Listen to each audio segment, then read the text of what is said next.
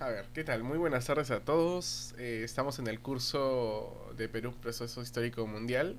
Estamos hablando del contexto de la historia del Perú, ¿ok? Soy el profesor Miguel Aliaga y en esta oportunidad vamos a hablar acerca de los incas, ¿ok? Ahora sí, comencemos a desarrollar nuestro primer tema. Como nosotros conocemos o sabemos, o principalmente tenemos que preguntarnos dónde se ubica el imperio incaico, ¿ok? Y su imperio estaba ubicado en América del Sur, iba desde el norte de Chile hasta el sur de Colombia, cubriendo los territorios actuales de Bolivia, de Perú, de Ecuador, obviamente hacia el Pacífico. Y su territorio se situaba en parte sobre la cordillera de los Andes. A este periodo, como mayormente lo conocemos como el Imperio del Tahuantinsuyo, ¿verdad? Ahora, aquí encontramos o una división de cuatro imperios. ¿Ok? Antisuyo, Contisuyo, Collasuyo, Chinchasuyo. Un pueblo perteneciente, un territorio perteneciente, no, un territorio perteneciente a Pachacútec, a Tupac Yupanqui, a, Pachapu- a Pachacútec y Tupac Yupanqui y a Huayna Cápac. ¿Ok? Este periodo, obviamente, fue o hablamos de un territorio muy extenso antes de la llegada de la colonización de los españoles, que fue, en este caso, eh, muy importante debido a que este imperio fue demasiado extenso y como podemos ver está Ecuador, está gran parte de Bolivia, de Chile, ¿no? Y su gran expansión se debió, en este caso, a los incas. ¿Y quiénes eran los incas, profesor? El inca es una palabra que proviene de la lengua quechua que quiere decir rey o príncipe. Es el no... Muy bien. Es el nombre que se daba en este caso a los soberanos precolombinos de Cusco, que establecieron un vasto imperio, en este caso en los Andes, ¿no? Muy poco antes de la conquista española. Ahora, ya sabemos quiénes son los incas. ¿Cómo estaba constituido socialmente la cultura incaica o inca? Primero teníamos a la realeza, segundo nobleza y el tercero el pueblo. Esta realeza estaba constituido por el inca, el coya, en este caso príncipe. Luego, en la nobleza teníamos, obviamente que la nobleza, tanto a la real como a la de sangre. Y también teníamos a la nobleza de privilegio. En el pueblo tenemos a los Hatunrunas, a los Mitimaes y a los Yanakunas. ¿Ok? Ahora, durante este proceso, o esta organización social, obviamente que como principal factor para todo desarrollo de imperio o de población, de evolución o de cultura, se tenía que llevar a cabo la economía, ¿no? Y la economía en este caso se llevaba mediante el trabajo para la producción de distribución que era rotativo, la mita, y era entregada periódicamente por los ayllus del imperio incaico. Y este sistema no fue en este caso creación incaica, ya que estaba basado en la forma tradicional de administración. Y los incas llevaron este sistema a su máxima expresión almacenando producción y redistribuyéndola conforme a las necesidades e intereses estatales. La base de la economía fue obviamente la agricultura, y las tierras eran comunales. Cada familia tenía sus tierras para cultivarlas y alimentarse. Y aquí las familias más numerosas recibían la mayor cantidad, obviamente, que de tierras. Aquí es donde nacen dos leyendas que nosotros conocemos, ¿verdad? Y una de ellas en este caso es la leyenda de Manco Cápac y Mama Ocllo, ¿verdad?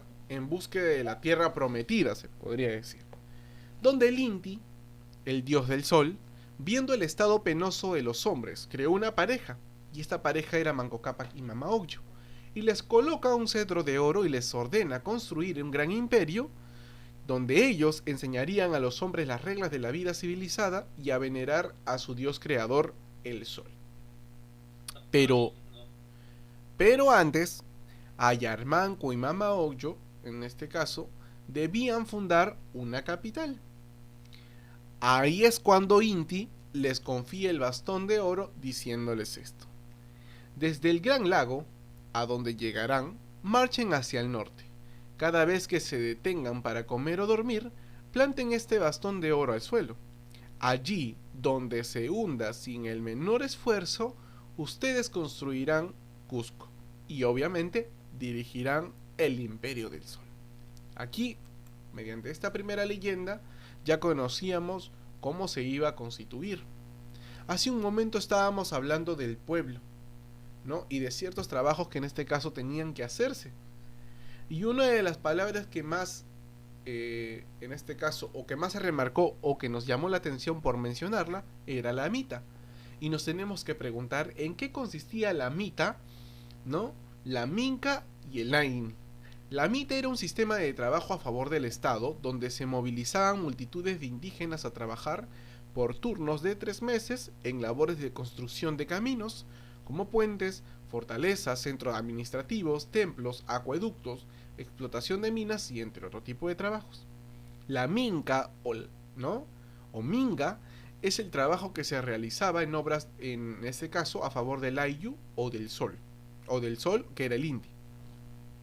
Era una especie de trabajo comunal en forma gratuita y por turno, y era una forma de beneficio para el Estado donde concurrían muchas familias aportando sus propias herramientas, como comidas y bebidas. Tercera, que es el AINI. Era un sistema de trabajo de reciprocidad familiar entre los miembros del Ayllu, destinado a trabajos agrícolas y a las construcciones de casas. El AINI consistía en la ayuda de trabajos, ¿no?, que hacía un grupo de personas a miembros de una familia con la condición de que ésta correspondiera de igual forma cuando ellos lo necesitaran. Como dicen, hoy por ti, mañana por...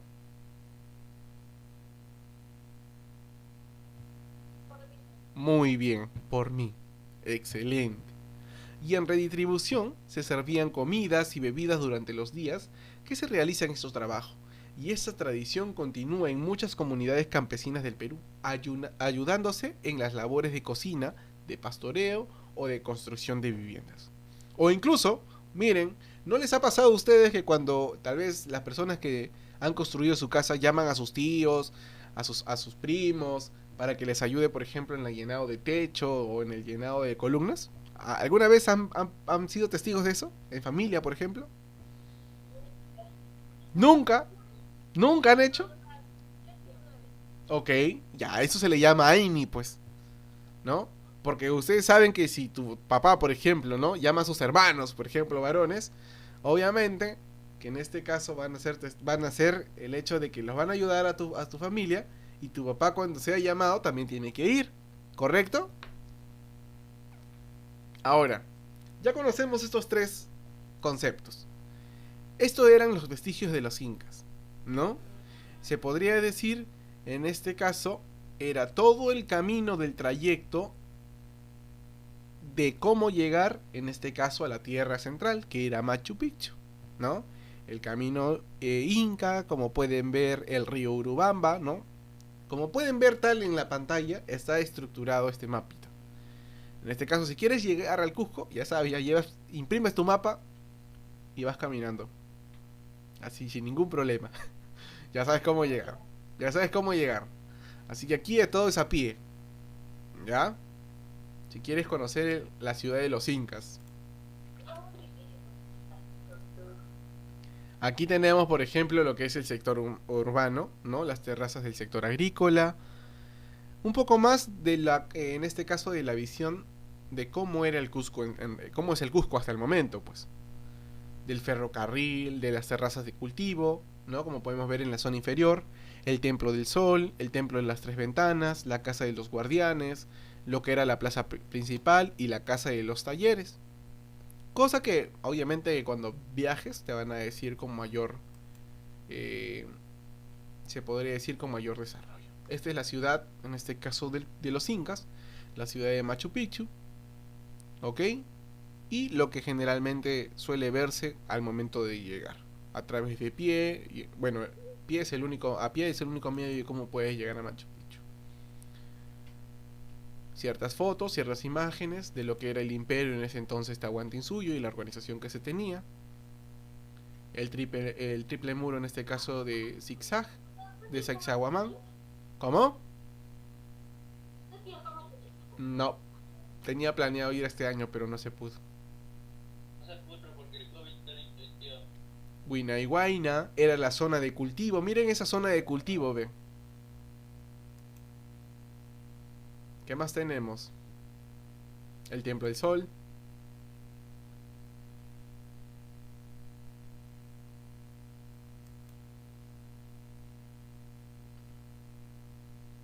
El Valle Sagrado, las Tres Ventanas. La escalinata inca. El Templo del el Cóndor. El Huayna Huayna. La cerámica inca, ¿no? Que son en este caso las características fundamentales de lo que eran el imperio de los incas. Como saben, teóricamente hasta aquí terminamos de concretar el tema. ¿Por qué? Porque obviamente estos temas vamos a ir hilándolo, ramificando de poco en poco para poder entender todo lo que fue el imperio inca, ¿no? O que fueron los incas, para luego en este caso entender lo que sucedió en el imperio Tahuantinsuyo y luego así embarcarnos en este caso a los principios de la república. ¿Ok? Así que teóricamente es todo lo que vamos a saber. Ahorita vamos a hacer una serie de actividades que nos ayuden a comprender un poco más el tema y tal vez veamos un video referente también a lo que fueron los incas.